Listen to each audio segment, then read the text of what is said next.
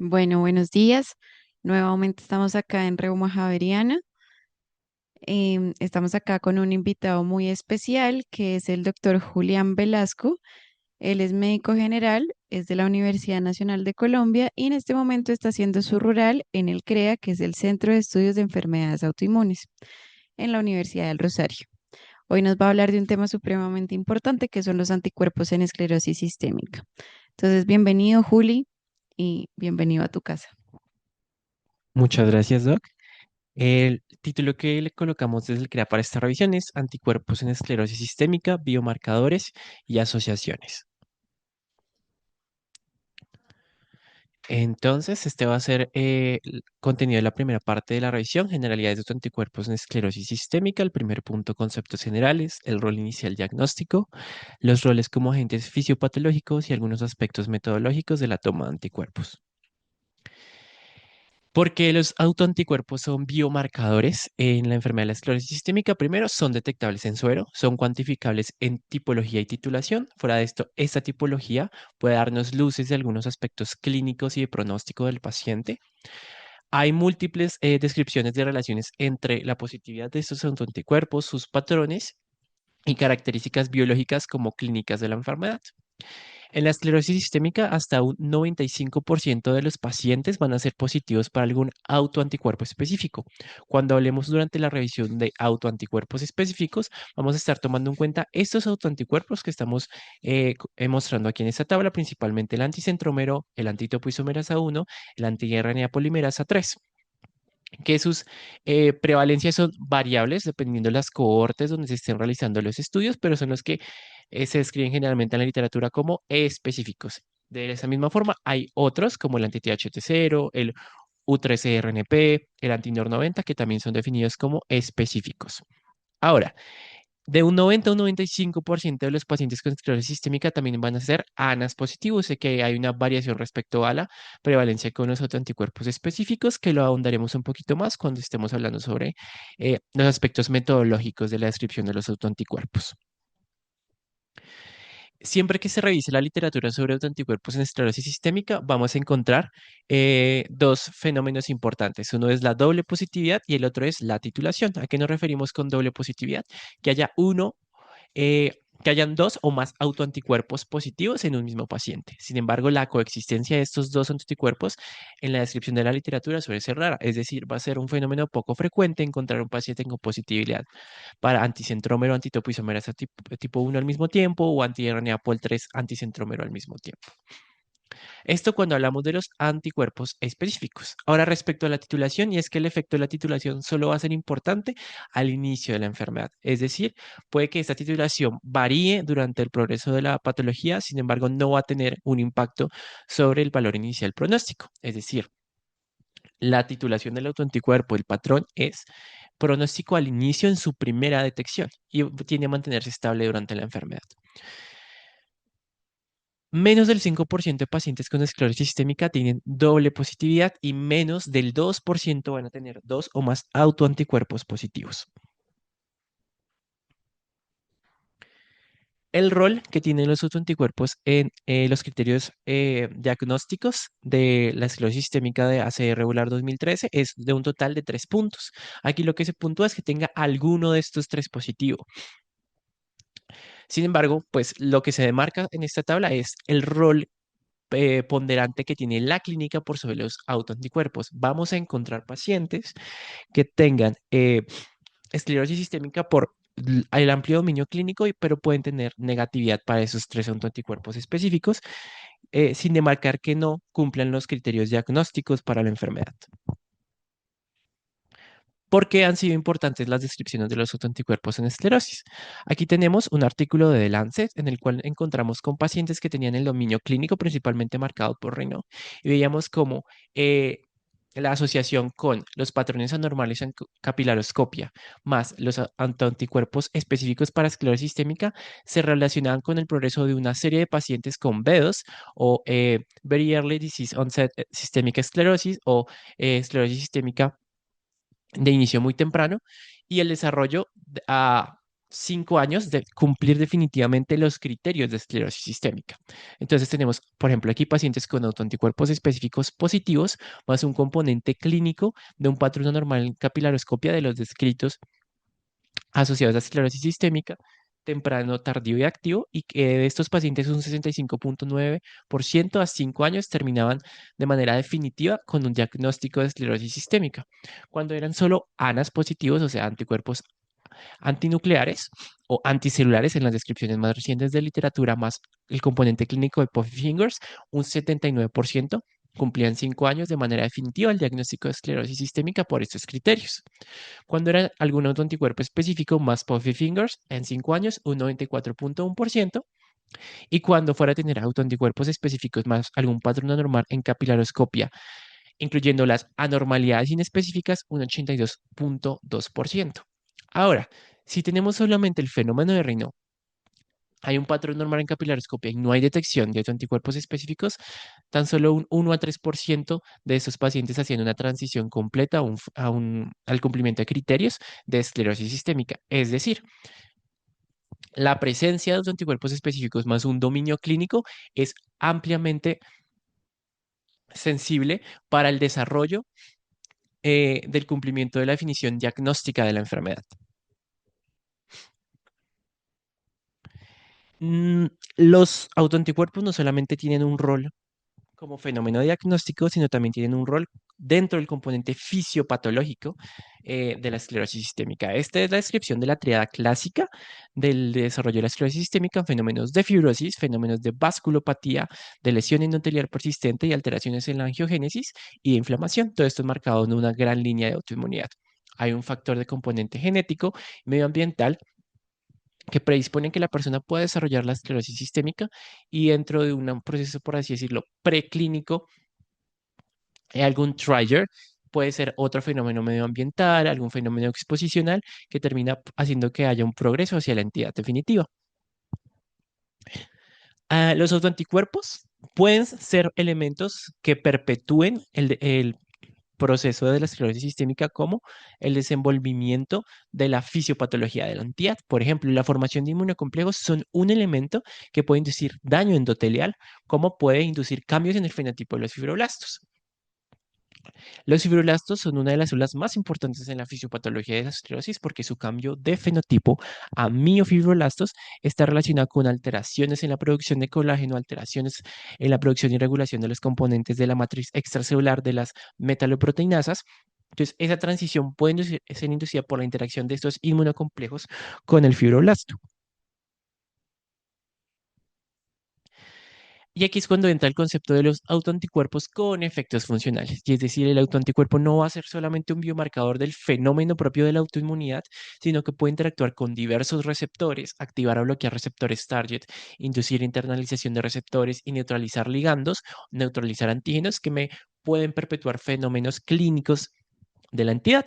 Entonces aquí tenemos algunos de los ejemplos que encontramos en la literatura y es que hay algunos de estos autoanticuerpos que aunque no son específicos dentro de las descripciones diagnósticas de la esclerosis sistémica cumplen roles fisiopatológicos, algunos con efectos agonistas sobre ciertos receptores y otros con efectos antagonistas. Por ejemplo, dentro de estos con efectos antagonistas tenemos el autoanticuerpo para el receptor M3 de acetilcolina. Ha sido enmarcado como parte de la explicación a los síntomas gastrointestinales dentro de la esclerosis sistémica porque se vincula con la aparición de las alteraciones de la motilidad gastrointestinal, así como con la neuropatía y la miopatía. Ahora, dentro de los efectos agonistas que pueden tener estos autoanticuerpos, tenemos múltiples ejemplos. Tenemos, por ejemplo, el autoanticuerpo para el receptor A de endotelina y para el receptor tipo 1 de angiotensina tipo 2, de manera general presentes en células endoteliales y en fibroblastos, que se ha visto asociada a la interacción de los autoanticuerpos con estos receptores, un aumento de la proliferación de las unidades celulares, un aumento en la expresión del factor de crecimiento transformante beta, una citoquina importantísima en esclerosis sistémica porque es uno de los moduladores de cambio de fenotipo de fibroblastos, como estimulante de la perpetual inflamación crónica a nivel de las células endoteliales, un aumento de la interleuquina 8 y de la BCAM, que son moléculas de adhesión. Esto, pues, en últimas permite una migración facilitada de las células inmunes innatas y una disminución en la capacidad de regulación poslesión de las células endoteliales. Y a nivel de fibroblastos tenemos una expresión aumentada de colágeno. Ahora, por ejemplo, aquí el autoanticuerpo para la proteasa activada tipo 1, hemos visto que a nivel de células endoteliales perpetúa la expresión de IL-6, una interleucina altamente proinflamatoria. Y a nivel de estos receptores de quimioquina, CXCR3, CXCR4, que vamos a ver más adelante un poco el rol que pueden tener dentro de la actividad del fibroblasto propiamente, pueden ser desencadenantes de un cambio de fenotipo de fibrosis. Es decir, vamos a cambiar la producción de la matriz extracelular, vamos a cambiar los componentes del citoesqueleto del fibroblasto cuando hay este tipo de interacción. También dentro de otros los que están descritos tenemos el anticuerpo para el factor de crecimiento inducido por plaquetas. Es un factor estimulante que deriva pues, de estas mismas células y puede inducir reorganización dentro de las fibras de actina de estas mismas células y en células del músculo liso. En últimas, esto perpetuando también la vasculopatía y la alteración ante los fenómenos de adaptación a los cambios de temperatura. Es decir, este puede ser uno de los autoanticuerpos que se vincule con la aparición del fenómeno de Raynaud. Los autoanticuerpos específicos también se les ha descrito posibles fenómenos estimulantes de la inflamación. Por ejemplo, después de la liberación de la topoisomerasa, que es hacia donde está dirigido el anticuerpo anti-SCL70, en los cuerpos apoptóticos y sus uniones respectivas a membrana, esos autoanticuerpos pueden ser reclutados o expuestos a la unión de diferentes receptores, por ejemplo, el CCR7 en distintas células. Aquí, por ejemplo, tenemos el ejemplo con un fibroblasto, y no solamente con receptores específicos, sino también, por ejemplo, con glicosaminoglicanos, proteoglicanos u otras moléculas expresadas en la membrana celular de los fibroblastos. ¿Qué va a facilitar la unión de esos autoanticuerpos con estos receptores? Me va a facilitar primero una unión de las células inmunes innatas que están migrando. Van a hacer adhesión parcial o van a hacer fenómenos quimiotácticos con estas células inmunes innatas. Fuera de esto, estas uniones pueden ser endocitadas, pasar de manera al citoplasma y generar efectos de inhibición, obviamente no al mismo nivel de otros fenómenos reguladores celulares, pero pueden generar fenómenos de inhibición de la actividad intracelular de la topoisomerasa tipo 1. Y es decir, esta enzima tiene un rol importante en fenómenos de regulación transcripcional de ciertos tipos específicos de RNA. Esto en últimas pues puede generar un fenómeno de daño y de lesión celular propio del fibroblasto que me va a generar me va a perpetuar el fenómeno proinflamatorio o los cambios relacionados al fenotipo. Además, se ha visto que niveles elevados de complejos inmunes antitopoisomerasa 1 antígeno se han vinculado con las alteraciones o las disrupciones en la relación de factores angiogénicos y antiangiogénicos, por ejemplo, el SFLT1 o la forma soluble tirosina. Es decir, el mantenimiento de estos inmunocomplejos en un paciente con esclerosis sistémica es un marcador de un daño perpetuado a nivel de vasculopatía o a nivel de daño endotelial. Ahora con los autoanticuerpos para el centrómero, estos también pueden interactuar propiamente la molécula del centrómero cuando hay liberación de este componente a nivel de cuerpos apoptóticos con receptores como el receptor CCR7. Esto facilita la unión o interacción y modificación de las moléculas de adhesión entre los fibroblastos, los miofibroblastos o las células del músculo liso a nivel vascular, llevándome a disfunción vascular. Además, la formación de estos complejos facilita también adhesiones a otras líneas celulares como a los fibroblastos. La presencia de ciertos autoanticuerpos también se ha marcado en relaciones con los genes HLA y los genes no HLA. Tal cual como vemos en esta diapositiva anterior, hay un background genético que marca la posibilidad del desarrollo de la patología. Se ha visto que ciertas positividades se han vinculado con ciertas polimorfismos de genes HLA y genes no HLA. Por ejemplo, en cuanto a los genes HLA, se ha visto que la positividad del antitopoisomerasa tipo 1 se vincula con este polimorfismo del gen HLA DRB1 en población caucásica americana, con este otro polimorfismo de HLA-DP1 en poblaciones afroamericanas, o la positividad del anticentrómero con este polimorfismo HLA en poblaciones chinas. Sin embargo, en esta misma grafiquita que les muestro acá, en esta tabla, también vemos otras relaciones con los genes no HLA. Son distintos tipos de estudio. Estos genes son genes que están vinculados al desarrollo de múltiples patologías autoinmunes, STAT4, PTPN22, BANC1. la referencia, el tipo de estudio del cual se derivó la información, las poblaciones o agrupaciones en cuanto a patología de ese tipo de estudio, el locus o polimorfismo relacionado y si se encontró relación entre ese polimorfismo y algún tipo de anticuerpo. Por ejemplo, con los STAT4 vemos en diversas poblaciones, sobre todo Rusia, Asia y caucásicos franceses, la relación con estas variaciones y la presencia de antitopoisomerasa tipo 1. Por otra parte, aquí por ejemplo tenemos una cohorte colombiana donde no se vincula este polimorfismo del PTPN22 con la presentación de algún tipo de autoanticuerpo específico en esclerosis. Es decir, la positividad del autoanticuerpo no solo va a marcar un fenómeno fisiopatológico por daño celular directo, por interacciones celulares, sino que también puede ser un subrogado a algún tipo de susceptibilidad genética que presente el paciente.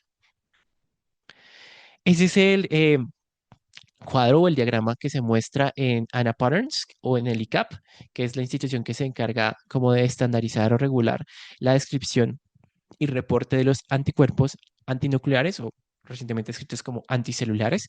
Tenemos los patrones grandes generales, nuclear citoplasmático y mitótico.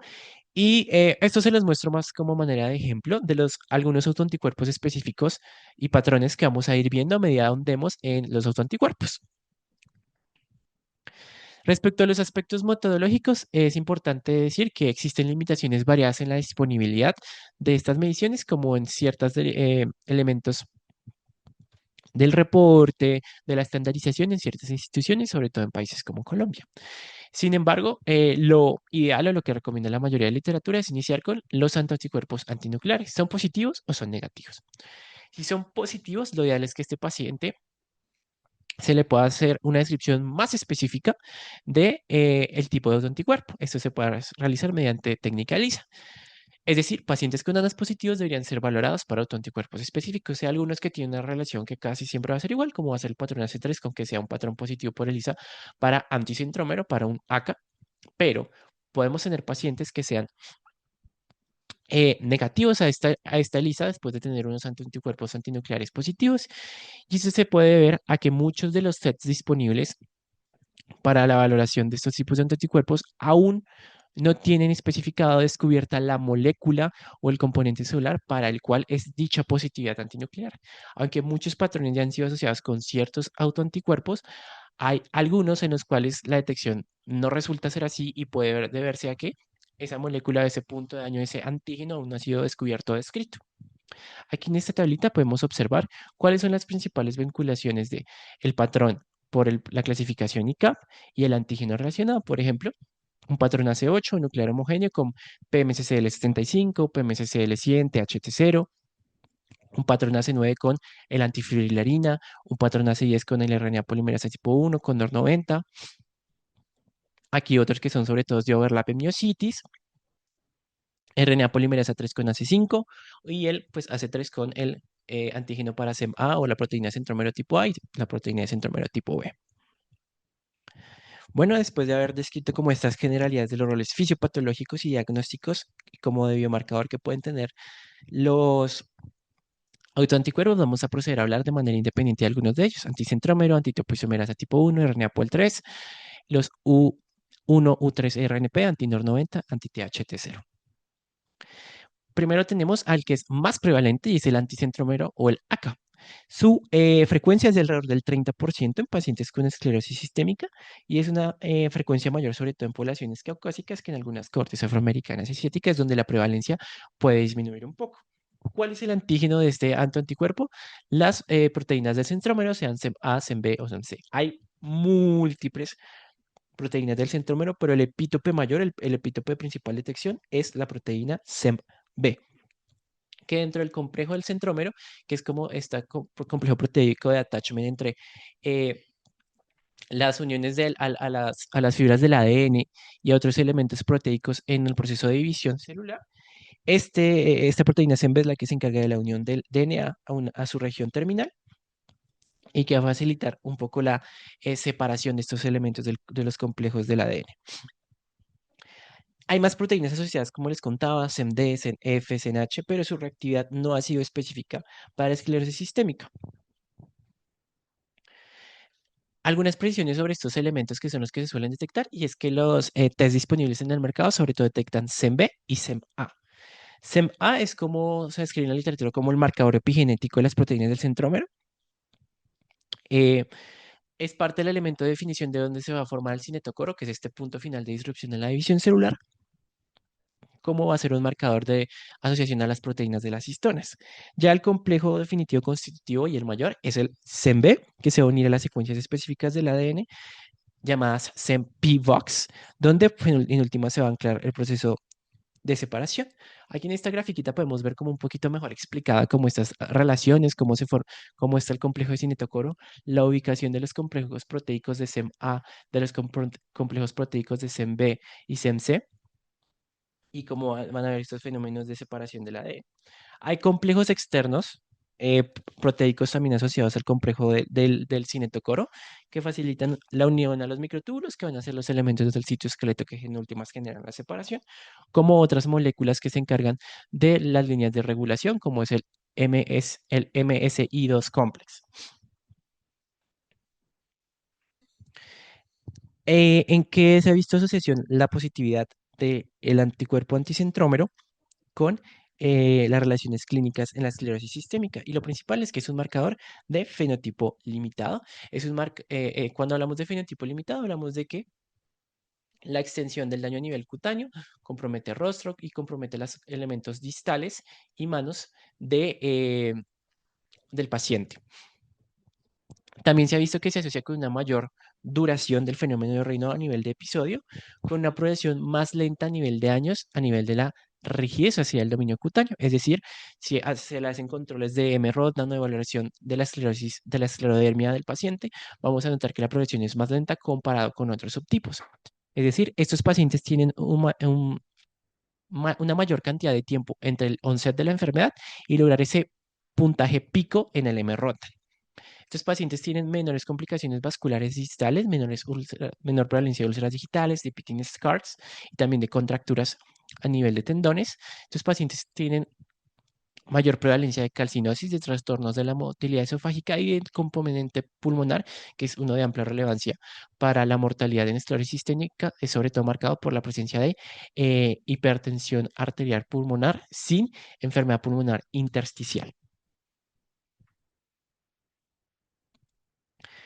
La principal causa de mortalidad en los pacientes AK positivo es la hipertensión arterial pulmonar. De un 10 a un 15% de los pacientes AK positivo tienen este componente de aluminio.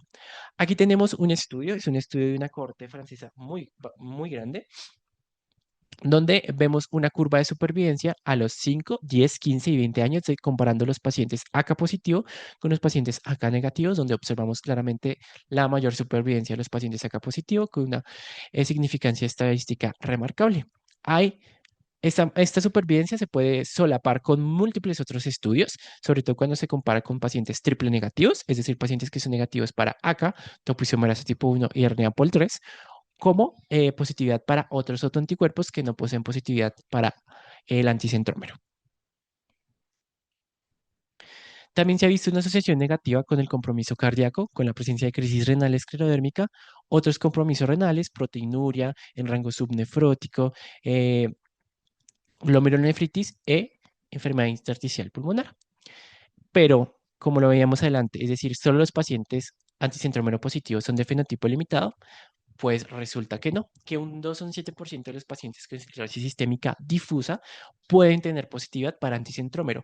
¿Y que tienen de distintos estos pacientes con anticentrómero positivo con compromiso difuso con aquellos que son difusos y tienen otras positividades? Y es que tienen menor prevalencia de compromiso visceral. Cuando hablamos de compromiso visceral, hablamos de compromiso sobre todo gastrointestinal, cardíaco y una mayor supervivencia. ¿Cuál es el patrón de ANA asociado al anticentrómero? Es el patrón AC3, que es el patrón centromérico, que lo podemos definir de la siguiente manera. Vemos aquí el núcleo celular y vemos que dentro de ese núcleo celular tenemos cerca de 40-80 pequeños puntos inmunofluorescentes por célula que están dispersos, no están sobreagregados y que cuando las células están en procesos de división celular, estos puntos se alinean, pues representando, como los veníamos contando antes, la ubicación de los antígenos de las proteínas del centrómero. Lo ideal es que estos puntos a nivel intranuclear sean mayores a 30, pero en promedio las células tienden a tener a 40-80 por célula.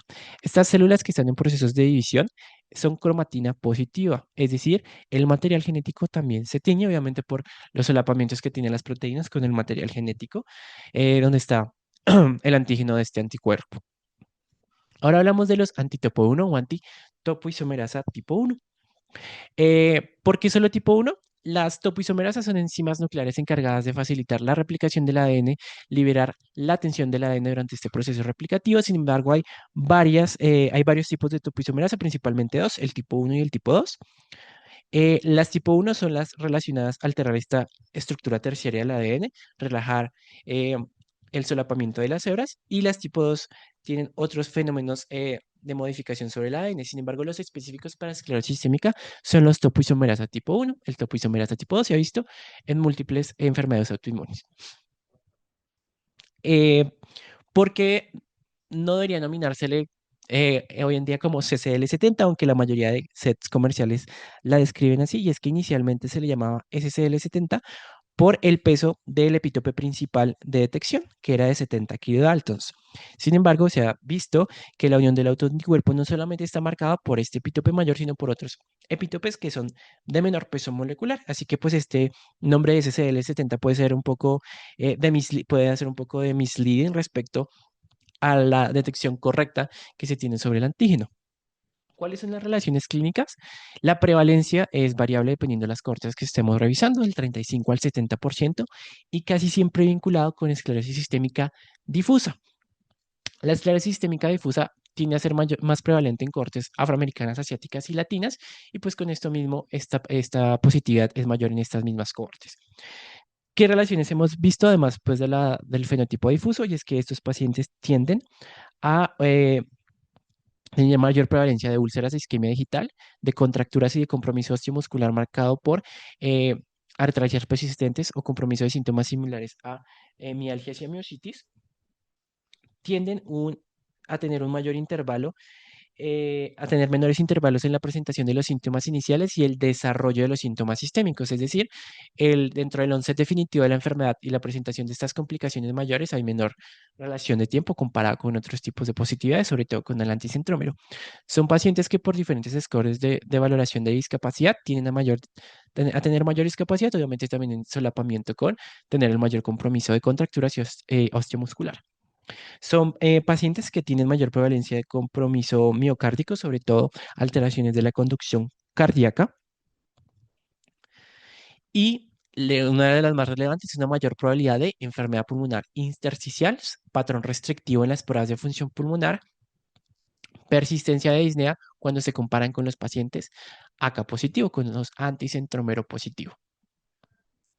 También en estas pruebas de función pulmonar, cuando comparo antitopo isomerasa tipo 1 positivo y negativo, encuentro que los positivos tienen menores valores promedios en la capacidad vital forzada, en el valor alveolar, en las pruebas de difusión de dióxido de carbono, mayores puntajes de M-Rodnan, un menor tiempo en el onset de la enfermedad y lograr el puntaje pico de M-Rodnan.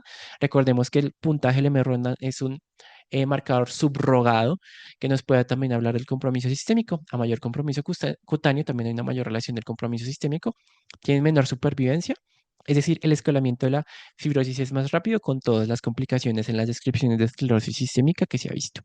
Como les venía contando, no solamente puede tener como esta relación como directamente clínica, sino también con un fenotipo de la línea de los linfocitos T. Y es que se ha visto que los pacientes con antitopoisomerasa tipo 1 positivo tienen un predominio del perfil inflamatorio marcado por los linfocitos T H17. La liberación de estos linfocitos de interleuquina 17A, 21 y 22 es un estimulante a nivel de fibroblastos, del cambio de fenotipo miofibrolastos y la secreción del factor de crecimiento transformante beta. El factor de crecimiento transformante beta también es un inductor de el paso de los linfocitos TCD4 a fenotipos TH17. Aquí me genera como un tipo de círculo vicioso del fenómeno inflamatorio. De este mismo estudio de cohorte francesa podemos observar la comparación de supervivencia en estas mismas temporalidades de los antitopoisomerasa positivos y los antitopoisomerasa negativos. Vemos como los antitopoisomerasa negativos tienden a una mayor supervivencia en el tiempo de seguimiento. Aquí también podemos pues, observar las positividades respecto a cómo iban cambiando según la temporalidad. ¿Cuál es el patrón asociado a los antitopoisomerasa tipo 1? El patrón AC29. Es un patrón que es un poco difícil de describir. De hecho, dentro de las descripciones de la ICAP se recomienda, primero, eh, visibilizar si es un patrón similar al AC4, que es el patrón nuclear fino moteado. Luego que vemos esta similitud, para finalmente discernir si es un AC4 o un AC29, tenemos que cumplir una serie de pasos. Lo primero es que sea cromatina positivo en las células que estén en proceso de mitosis, que es algo que vemos, por ejemplo, en esta celulita de acá. Que haya una alta intensidad de tensión en unas estructuras que se llaman los cuerpos de NOR, que son los cuerpos de organización nucleolar, como vemos en esta imagen. Vemos que dentro del complejo nuclear están unos puntos que tienen mayor fluorescencia, como por ejemplo también podemos ver acá, sobre todo en estas dos celulitas que marcamos.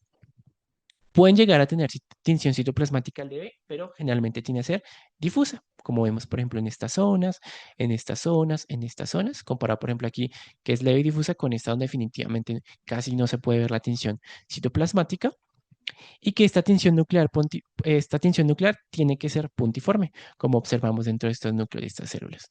Si cumplimos estos 5 ítems, probablemente ese patrón AC4 pueda ser más un patrón AC29. El tercer autoanticuerpo específico son los RNA pol 3 o los RNA polimerasa tipo 3. Sus antígenos son dos subunidades de la enzima RNA polimerasa tipo 3, la RP155, que es la subunidad mayor de detección y a la cual se enfocan la mayoría de test disponibles, y los RP11. La prevalencia estimada de esta positividad es del 11 al 20%, sin embargo, pues hay alta heterogeneidad dependiendo los estudios y las regiones donde se hayan realizado.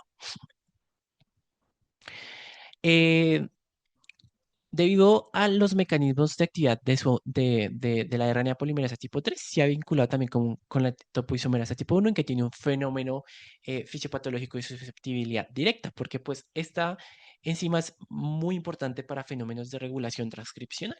Es decir, presentar esta positividad puede vincularse no solamente al fenómeno patológico directo, sino a estas variaciones genéticas que hemos contado.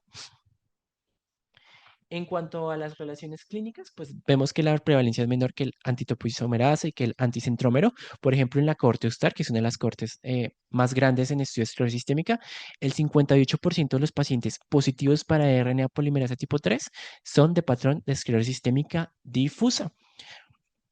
Cuando los comparamos con los pacientes positivos para anticentrómero y antitopo 1, presentan un pico aún mayor entre el onset de la enfermedad y la logración y el logro, perdón, de la puntuación máxima en el M-Rodnan. Vemos que estos pacientes tienen una mayor prevalencia del compromiso renal, por ejemplo, y de las ectasias vasculares gástricas centrales, que son parte del dominio del daño en el sistema digestivo. Es importante enmarcar que este autoanticuerpo tiene una alta relación con el desarrollo de neoplasias. En estas mismas cohortes grandes, que en la cohorte EUSTAR como en la cohorte del Centro de Esclerodermia Johns Hopkins, se ha visto esta correlación. Y es que desde el onset de la enfermedad a 2, 3, 5 y 10 años son los que tienen mayor frecuencia de neoplasias. ¿Qué neoplasias se vinculan con esclerosis sistémica? Y aquí siempre se suele hacer como este apartado descriptivo. Y es que hay eh, una línea de patologías neoplásicas que tienen como esta vinculación directa, que se describen como neoplasias directamente vinculadas con esclerosis sistémica y otras que se vinculan con la aparición. ¿Cuáles son? El cáncer de seno, el cáncer de piel no melanoma, cáncer de pulmón y el cáncer de colon, que son precisamente en los cuales se ha visto la relación de la aparición de los RNA pol 3. En la corte Ustar era un diagnóstico bastante cercano de cáncer a los 6 y 12 meses. Aquí tenemos la relación del OR, que como vemos no pasa por el punto de no efecto, y con una vinculación amplia de riesgo. Y en el Centro de Esclerodermia Johns Hopkins, por ejemplo, de 2.383 pacientes, la prevalencia de cáncer se vinculaba, además de la positividad del RNA pol 3, con si era fenotipo difuso o si era fenotipo limitado. Es decir, el tipo de neoplasia, cuando yo tengo la positividad de este anticuerpo, también va a depender del fenotipo de enfermedad. Por ejemplo, los pacientes limitados tenían que desarrollar más cáncer de seno, en cambio, los pacientes con fenotipo difuso, las demás líneas de cáncer que les venía comentando. Aquí en esta misma cohorte francesa vemos la comparación a la supervivencia en esta temporalidad del RNA pol 3 positivo y el RNA pol 3 negativo. Vemos cómo los pacientes negativos tienen unas diferencias mayores y una tasa mayor de supervivencia con una amplia significancia estadística. ¿Cuál es el patrón principalmente asociado a la positividad de RNA pol 3 en los ANA? Ese es el patrón nuclear granular o el AC10. Que, como podemos observar acá, la tinción mayor no es sobre el núcleo, sino sobre estructuras nucleolares. Y sobre estas estructuras nucleolares no es el núcleo de manera general, sino algunos puntos más inmunofluorescentes. Son gránulos densos distribuidos. Cuando observamos células en procesos de división, podemos observar hasta 5 puntos de pares brillantes en cada uno de los polos de la división celular. Y el citoplasma puede ser levemente positivo. Además, podemos observar que estas células en procesos de divisiones son negativos, son cromatena negativo. Ya hablamos de los tres más grandes, ahora vamos a hablar de otros que se han explicado en su relación. Tenemos los anti-U1 o U3-RNP o los antifibrilarina ribonucleoproteína 3 o los ribonucleoproteína U1. Las ribonucleoproteínas son proteínas amplísimas. Hay un grupo muy grande y cada vez se descubren más sus relaciones con las enfermedades autoinmunes. Sin embargo, las que se han descrito con mayor asociación en esclerosis son el U3 y el U1. Eh, Según la cohorte donde miremos, podemos ver relaciones de menos del 10 a menos del 5%, y en la mayoría de casos tiende a ser excluyente con otros autoanticuerpos positivos. Sin embargo, también se pueden solapar. Vemos que la relación principal del U1 es con la enfermedad mixta del tejido conectivo cuando tenemos esclerosis sistémica con superposición de otras entidades y del U3 de la esclerosis sistémica con compromiso osteomuscular. ¿Cuál es la mayor prevalencia de esos anticuerpos, sobre todo en hombres, afrodescendientes y el Caribe? Se ha visto una vinculación con la presencia de hipertensión arterial pulmonar y compromiso miocárdico y una asociación con el compromiso gastrointestinal y con la severidad de estos síntomas. También tenemos el NOR90, o también escrito como Human Upstream Binding Factor. Son las regiones de organización nuclear que veíamos, por ejemplo, en los patrones de ANAS. Se han descrito desde 1987, su positividad es variable, hay cortes que generalmente las describen menores al 5%, generalmente asociada en mujeres con un fenotipo limitado. Tienden a tener un menor puntaje de M-Roland cuando se comparan en pacientes con esclerosis sistémica limitada con otras positividades dominantes y una menor prevalencia y severidad del compromiso gastrointestinal. Canónicamente se les ha descrito a estos autoanticuerpos como autoanticuerpos de buen pronóstico. Sin embargo, dependiendo las cohortes que se revisen, puede que haya una relación, pero tal cual, aquí observamos que el porcentaje, por ejemplo, entre esta cohorte total de 403 pacientes, donde veíamos que un total de 12 pacientes que eran NOR90 positivos, la prevalencia de compromiso difuso era menor, solo 2 pacientes tenían compromiso difuso. Sin embargo, aquí, en contraprestación a lo que se escribe en la mayoría de la literatura, podemos observar que los pacientes positivos tenían valores mayores de PCR, logrando los valores de significancia estadística o de niveles de péptido lateral natriurético, que es un marcador de difusión y alteración miocárdica, que pues dentro de los pacientes con estas positividades no es lo más frecuente, pero como son generalmente positividades con poca prevalencia, puede variar dependiendo de las descripciones generales. Lo otro que queríamos contarles de los autoanticuerpos NOR90 es que no suelen estar solos, suelen ser autoanticuerpos como segunda positividad. De estos grupos de pacientes, de estos mismos 400, 12 tenían la positividad para NOR90 y casi todos de estos pacientes tenían alguna positividad, sea para antitopoisomerasa, anticentrómero de RNA pol 3, la ribonucleoproteína U1, THT0, CURRO52 o otros como los asociados a síndrome de Sjögren, factor reumatoideo, CCP3, etc. Tenemos ahora el anti-THT0. El antígeno son proteínas del complejo ribonucleico proteico de procesamiento del pre-RNA ribosomal. Es decir, son proteínas vinculadas con múltiples fenómenos de modificación post-transduccional. Los epitopes mayores o los autoantígenos son estas líneas proteicas, RPP25, RPP38 y HPOP1. Ya veremos por qué remarcamos esto. Se llaman THT0 porque el complejo ribonucleoproteína 7.2 está generalmente descrito en la literatura como TH y el nucleasa 8.2 o RNP como el T0 o TO. ¿Cuáles han sido las mayores asociaciones en esta positividad? Lo primero, en esclerosis sistémica limitada con mayor duración global de la enfermedad, es decir, los pacientes que suelen tener esta positividad tienen un mayor tiempo desde el primer síntoma reino o no reino con el onset definitivo de la enfermedad. Cuando se compara a estos pacientes con pacientes anticentrómero positivo, Presentan una mayor asociación con sexo masculino, presencia de miopericarditis, hipertensión arterial pulmonar, enfermedad intersticial difusa y superposición con miositis. ¿Qué se ha visto? Y es que los anti-THT-O, aunque su positividad y descubrimiento mayor se ha dado sobre todo en pacientes con esclerosis sistémica, cuando son positivos en otras enfermedades, sobre todo artritis reumatoidea y lupus, suelen ser pacientes con compromiso pulmonar. Entonces se ha tratado de investigar más a fondo la relación del THTO como un posible biomarcador de compromiso pulmonar general en autoinmunidad, porque pues como sabemos el compromiso limitado tiene a ser un mayor ítem de marcación para el desarrollo de hipertensión arterial pulmonar. Sin embargo, los pacientes de fenotipo limitado con esta positividad también suelen tener no solo hipertensión pulmonar, arterial pulmonar, sino también enfermedad intersticial difusa. El patrón asociado al THTO es el AC8 o el nuclear homogéneo, que distinto a como veíamos en el ACS, aquí la tinción de la estructura nuclear es más generalizada. Eh, Vemos que hay una tinción general también del núcleo, la tinción citoplasmática es leve o difusa y que pues son cromatina negativo. Ahora, ¿hay diferencias cuando hay distintos epítopes en la detección del autoanticuerpo? La respuesta es que sí. Uno de los artículos que encontré contaba que la mayoría de test disponibles priorizan la detección o son más efectivos en la detección de la unidad HPOP1 o de este elemento proteico HPOP1 que estos otros dos autoantígenos. Cuando se hace un improvement dentro de la valoración de la prueba para detectar RPV25, se ve que aumenta la positividad de detección, es decir, se pueden estar escapando ciertos pacientes por los mecanismos de detección de las pruebas. Vamos a hablar ahora rápidamente de algunos autoanticuerpos que se relacionan a los fenómenos de overlap o de superposición y algunos nuevos que se han descrito en esclerosis sistémica. Es una tablita de resumen muy rápido de los autoanticuerpos de superposición con miositis. Tenemos aquí el nombre del autoanticuerpo, el antígeno de detección, la frecuencia en esclerosis sistémica y las relaciones clínicas con esclerosis sistémica. Tenemos el anticuerpo para Q, que es un complejo proteico también de modificación posttraduccional y reparación del ADN, también de regulación de la actividad de los telómeros, perdón.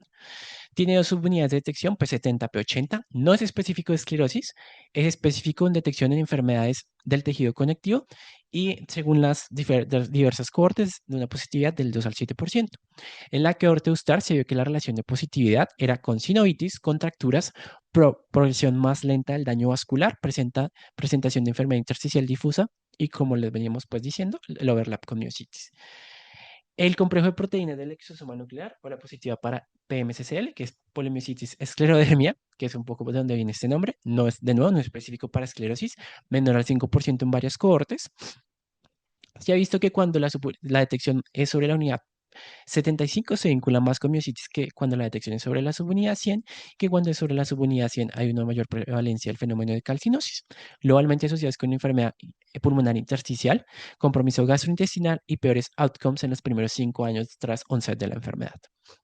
También tenemos los autoanticuerpos para ROS52 o para TRIM21, las proteínas del motivo tripartito generalmente asociadas a Sjögren, y a lupus, como enfermedad mixta del tejido conectivo, menos del 10% en varias cohortes de esclerosis sistémica, se vinculan con miositis, asociación con Zika, compromiso gastrointestinal e enfermedad pulmonar intersticial difusa.